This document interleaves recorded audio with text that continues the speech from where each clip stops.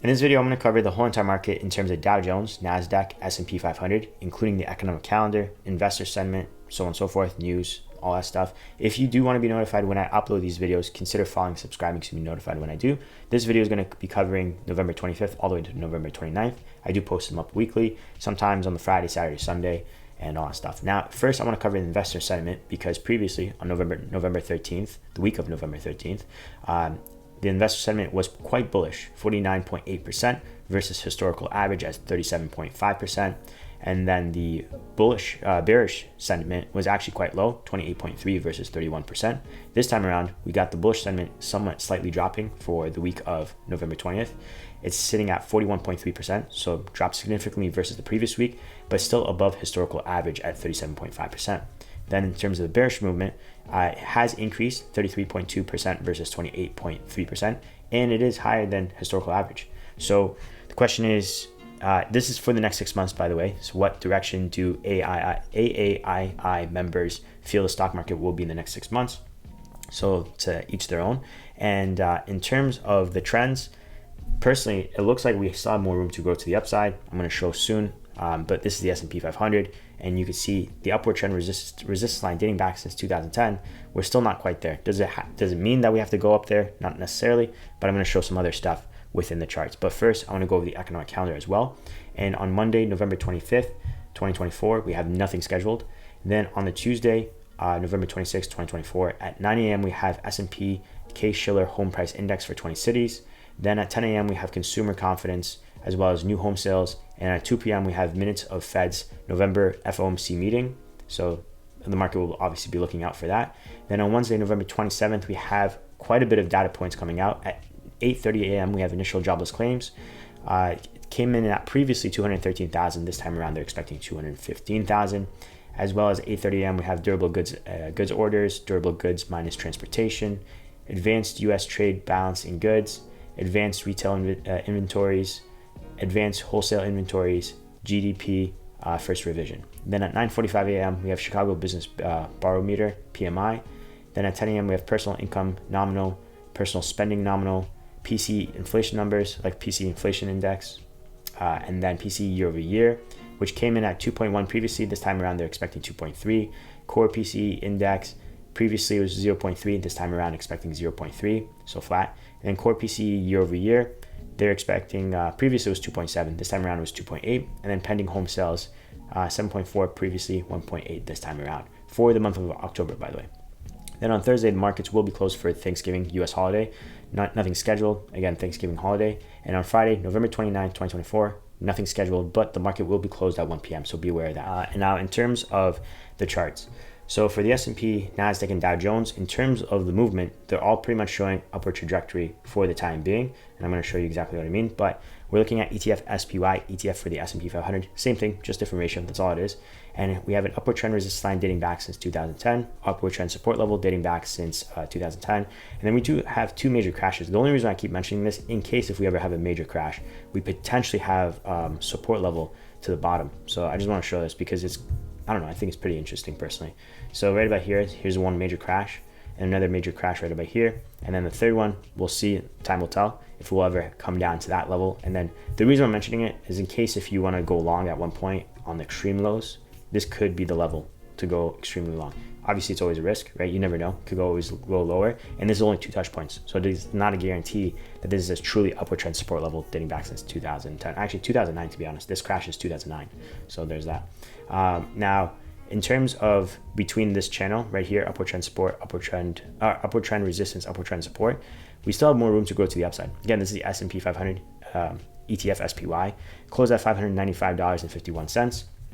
And basically, do we have to go that high? No, we've gone in terms of ranges before to the mid zone and then drop down, right? Doesn't mean we have to go that high. But if you look at the 1-year chart, this is the MAC line indicating if it's a bearish or bullish movement. I've showed it in my channel before. I'm just going to adjust the graph a little bit. So you can see right about here, we are in the bearish movement right now in terms of movement. You can see volume for the buys is kind of slowing down. But if it actually does cross over, we could be for a continuation of bullish run to the upside further. Now, this was the previous all-time highs right about here. We could be retesting the all-time highs previously. Again, this is ETF SPY, and it's pretty much give or take about 600, right? 600 and some change. previous all-time highs, and you could just see this was the all-time highs right about here. So technically, based off the 1-year chart, and here's the 5-year chart. The 5-year chart is in bullish movement, plus the continuation got even stronger, light green to stronger green. So in my opinion, personally, I think it is going to be retesting the all-time highs, and that is the current direction for the time being. And if you're looking at the alt chart too as well, it's continuation. You could see it just pretty much got resettlified to the upside with a solid, more solid green, right? Will it happen guaranteed? No, not necessarily.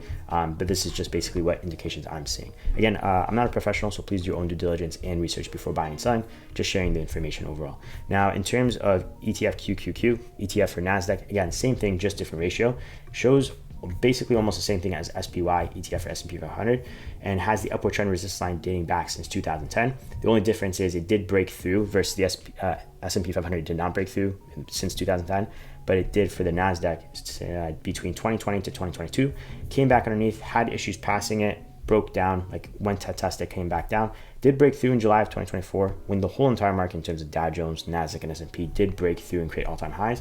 The only thing is though the NASDAQ was the only one that did not retest that all-time high until recently, and then created a new all-time high sometime in early of November. Now, that line that it showed upward trend resistance line dating back since 2010, it's right about here. Obviously, we've had a couple false breakouts too as well.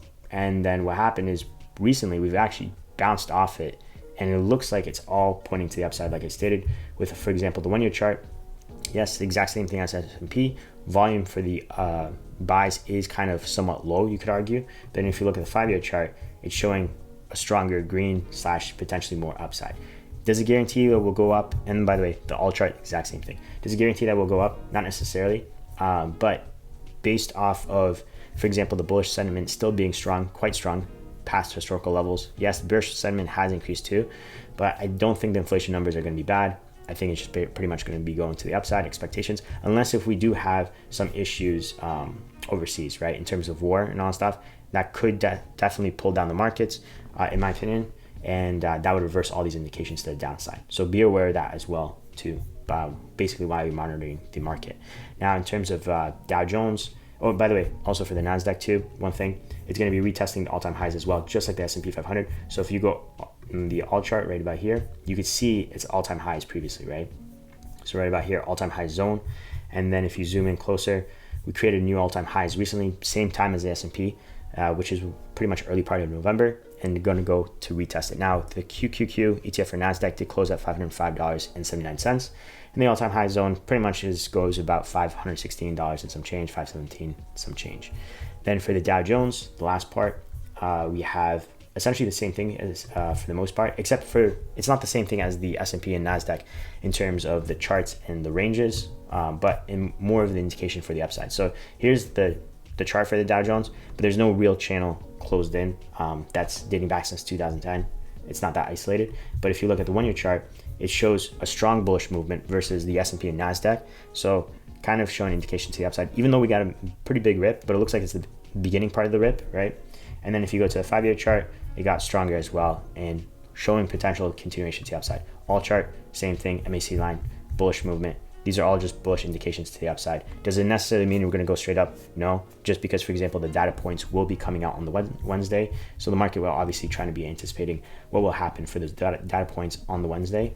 And then also the FOMC meeting minutes will be coming out on the Tuesday at 2 p.m. So there's that. But that's basically it. Oh, by the way, the one thing to mention also for the Dow Jones, it is in the all-time high zone, but it's just pretty much gonna, it's almost right there testing it. Dow Jones closed at 44,296.51 points.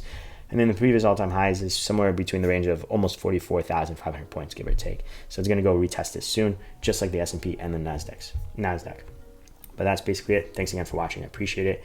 If you have any questions, comment down below. Thanks again for watching. Take care. God bless and peace.